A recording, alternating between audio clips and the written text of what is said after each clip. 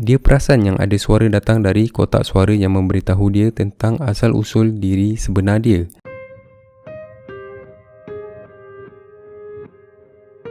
Okey, hai dan Assalamualaikum. Hari ni aku nak bercerita sikit tentang kisah penculikan yang paling pelik yang pernah aku dengar. Cerita ni agak panjang, tapi percayalah korang kena dengar dari awal sampai habis untuk faham keseluruhan cerita yang amat pelik ni. Kita bermula dengan keluarga Bob Broberg dan Mary Ann Broberg. Mereka mempunyai 3 orang anak perempuan yang masih bersekolah rendah, Jen, Karen dan Susan. Hidup di kawasan perumahan yang selesa dan terletak di kawasan yang dikatakan selamat dan terbuka. Bob pemilik sebuah kedai bunga dan Mary Ann seorang suri rumah. Pada Jun 1972, Mary Ann yang bertugas sebagai salah seorang anggota choir di gereja di kawasan rumah mereka. Ketika membuat persembahan, dia ternampak satu keluarga yang tak dikenali. Robert B. Birchall sekeluarga adalah keluarga tersebut yang mempunyai 5 orang anak yang juga sebaya dengan anak-anak Bob dan Mary Ann. Mary Ann memberitahu sedikit tentang keluarga Robert kepada suaminya. Yang tak lama selepas tu, kedua-dua family berkawan baik.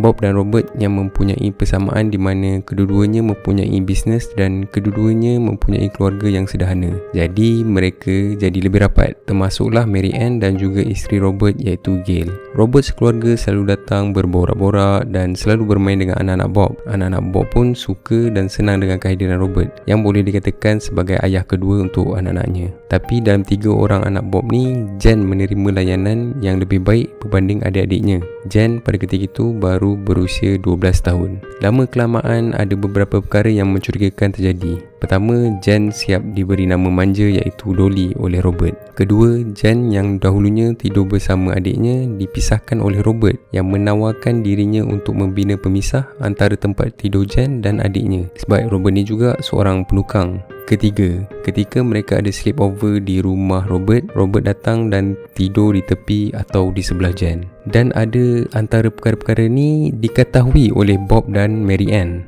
Tetapi mungkin sebab Robert rapat dengan mereka sekeluarga, jadi perkara ini diendahkan. Di antara musim panas dan sejuk pada tahun 1972, Robert yang mengenali Mary Ann terdahulu kerap meminta bantuan dengan Mary Ann, seperti tolong buatkan breakfast, dan Mary Ann ikut sebagai seorang kawan dan juga kerana personality dan karisma yang ada pada Robert membuatkan Mary Ann tertarik dan ringan tangan membantu Robert. Dan dalam masa yang sama, bermulalah kisah romantik Robert bersama dengan Mary Ann yang tidak diketahui oleh pasangan masing-masing. Walaupun ketika itu Mary Ann telah berkahwin dengan Robert selama 12 ke 13 tahun. Tetapi yang lebih mengejutkan lagi, Robert juga pernah datang ke kedai Bob dan ajak dia untuk keluar bersama sebab dikatakan dia ada masalah dengan isterinya. Bob ikut naik kereta bersama Robert dan sampai di satu tempat, Robert meminta Bob untuk melakukan perkara yang tidak sepatutnya dilakukan oleh 2 lelaki dewasa. Dan ketika itu Bob dengan sukarela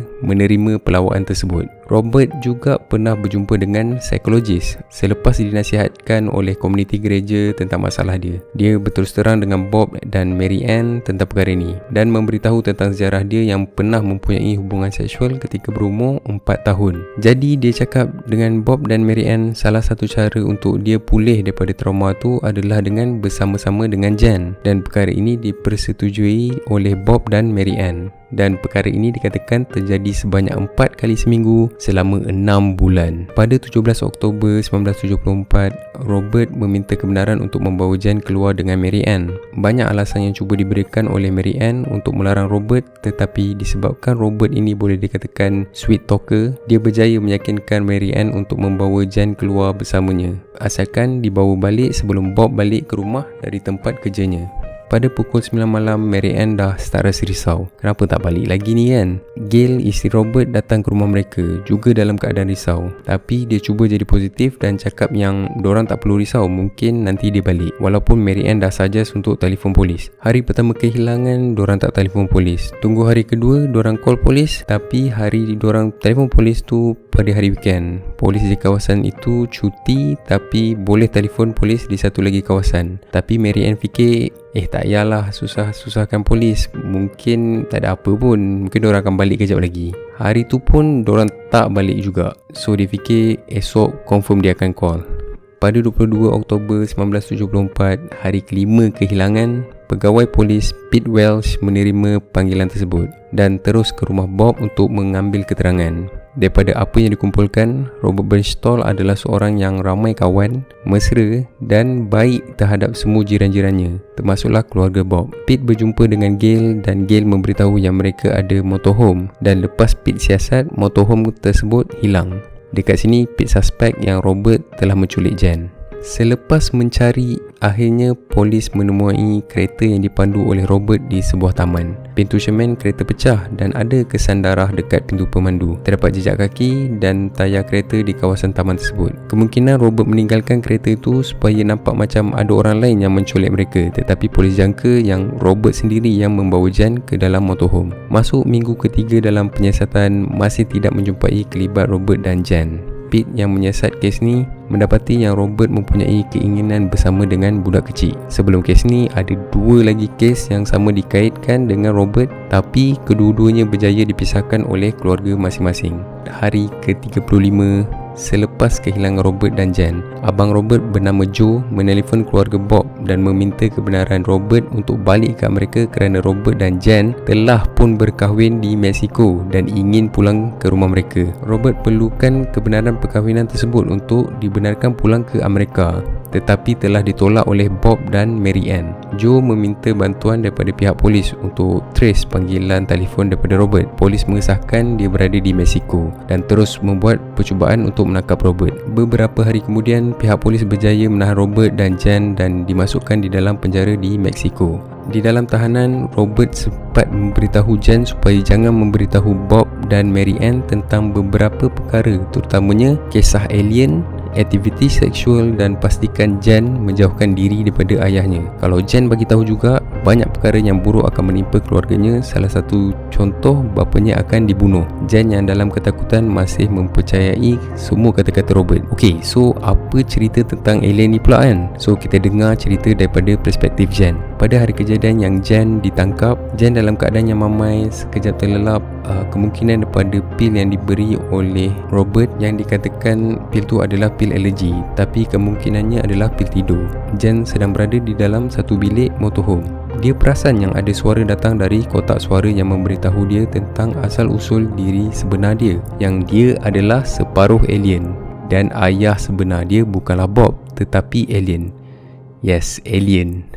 Kotak suara ni menyuruh Jen menyelesaikan misi untuk mendapatkan anak, dan anak itu akan menyelamatkan dunia alien tersebut. Hari jadinya yang ke-16 adalah hari terakhir untuk dia laksanakan misi tersebut. Kalau Jen tidak menerima misi yang dikatakan tu, adik dia akan disuruh untuk melakukan misi tersebut. Selepas tu, kotak suara tu suruh dia keluar dari bilik dan berjumpa dengan pasangannya, dan pasangannya yang sedang terlantar pingsan dan berdarah adalah Robert. Jen mengejutkan Robert dan Robert menceritakan yang ketika diorang berada dalam perjalanan keluar dari rumah keluarga Jen, ada satu cahaya putih yang terang dan kereta dipandu Robert bergegar disebabkan cahaya cerah tu. Jen pula memberitahu yang mereka berdua mempunyai misi yang perlu dilakukan. Walaupun Jen berasa pelik dengan misi tersebut, tetapi disebabkan dia yang masih kecil, rasa takut, keseorangan, dan ditambahkan pula dia percaya bahawa dia sekarang adalah separuh manusia dan separuh alien, jadi misi itu baginya lebih munasabah.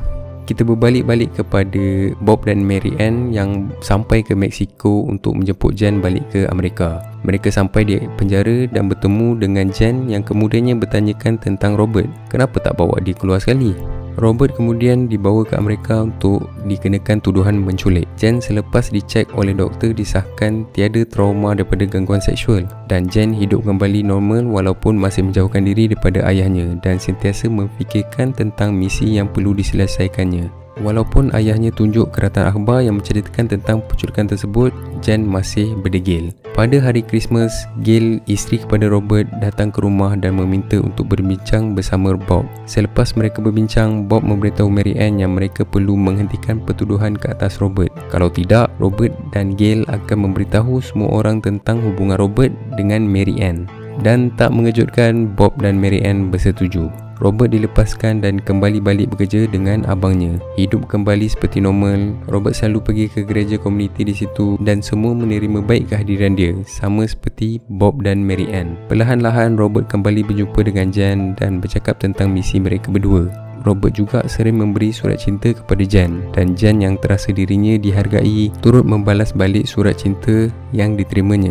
Sampai satu ketika Jan meminta kepada ibunya untuk berkahwin dengan Robert. Dalam bulan Mac ke Jun 1975, Robert telefon Mary Ann dan bagi tahu yang dia nak jumpa untuk memberitahu tentang kenapa dia nak berkahwin dengan anaknya. Jadi Mary Ann pergi berjumpa dengan Robert di motorhome miliknya. Bila mereka berjumpa, Robert cakap yang dia mencintai Mary Ann dan menyuruh Mary Ann untuk menceraikan Bob. Dan disebabkan tertarik dengan kata pujuk Robert, Mary Ann dan Robert tidur bersama di dalam motorhome tersebut. 4 ke 5 hari kehilangan Mary Ann, Bob akhirnya dapat panggilan dari Robert yang memberitahu tentang apa yang terjadi dengan dia dan Mary Ann. Dan selama 8 bulan, Robert dan Mary Ann berjumpa secara sulit tanpa pengetahuan Bob. Dan dalam masa yang sama, Robert juga berjumpa dengan Jan secara rahsia.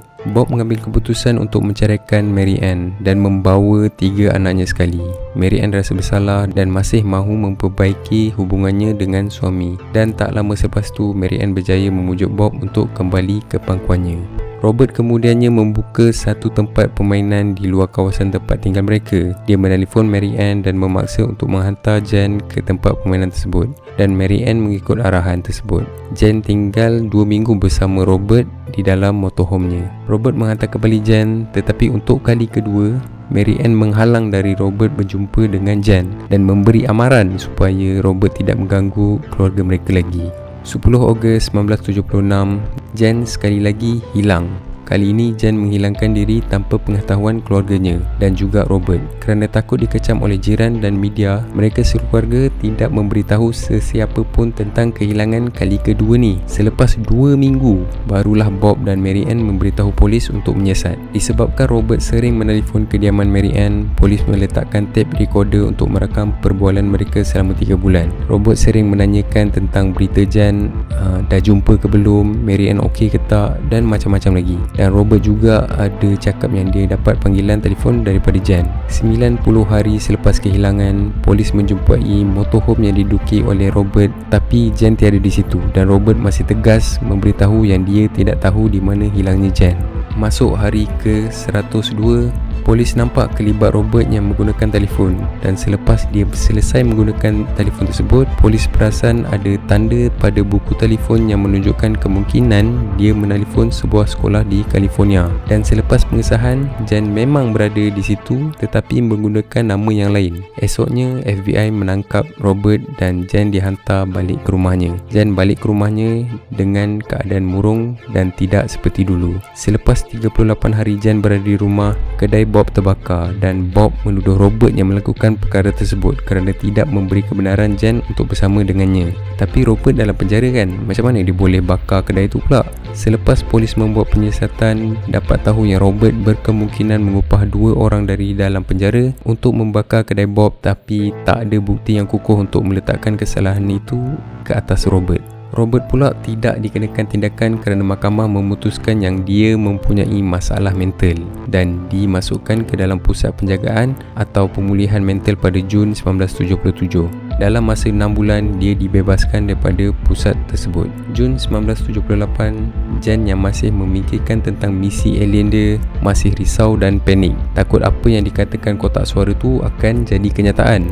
Tapi apabila tiba hari jadi yang ke-16, tiada apa-apa yang berlaku, dan akhirnya Jan percaya yang semua itu hanyalah penipuan yang dilakukan oleh Robert terhadapnya. 28 tahun kemudian, Mary Ann dan Jan mengeluarkan satu buku bertajuk Stolen Innocence, dan Jan juga menjadi seorang penceramah bebas di program-program awam. Tak lama selepas itu, Robert muncul kembali di program-program di mana Jan datang untuk memberi talk atau speaking. Sampai satu hari, Robert membuat kecoh di salah satu public event tersebut dan menyebabkan satu kumpulan motor ni menyerang Robert dan menyebabkan dia jatuh dan tercedera. Dan di situ polis mendapati Robert mempunyai senjata yang tidak berlesen. Disebabkan ada kemungkinan tinggi yang Robert akan dimasukkan penjara, dia mengambil keputusan untuk membunuh diri.